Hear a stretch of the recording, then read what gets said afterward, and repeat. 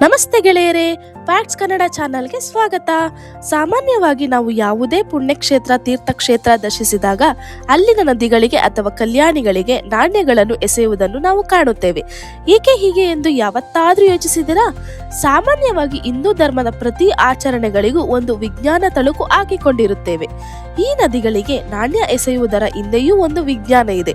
ಅದು ಏನೆಂದರೆ, ಸಾಮಾನ್ಯವಾಗಿ ಇಂದಿನ ಕಾಲದಲ್ಲಿ ನಾಣ್ಯಗಳನ್ನು ತಯಾರಿಸಲು ತಾಮ್ರ ಅಥವಾ ಬೆಳ್ಳಿ ಉಪಯೋಗಿಸುತ್ತಿದ್ದರು.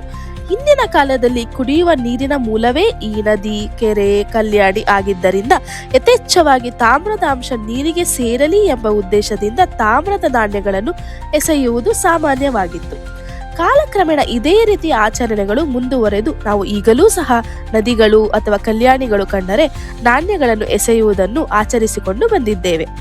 ಈ ವಿಷಯ ನಿಮಗೆ ಇಷ್ಟವಾದಲ್ಲಿ ನಮ್ಮ ಫ್ಯಾಕ್ಟ್ಸ್ ಕನ್ನಡ ಚಾನೆಲ್ನ ಸಬ್ಸ್ಕ್ರೈಬ್ ಮಾಡಿ, ಶೇರ್ ಮಾಡಿ, ಫಾಲೋ ಮಾಡಿ, ಲೈಕ್ ಮಾಡಿ. ಜೈ ಹಿಂದ್.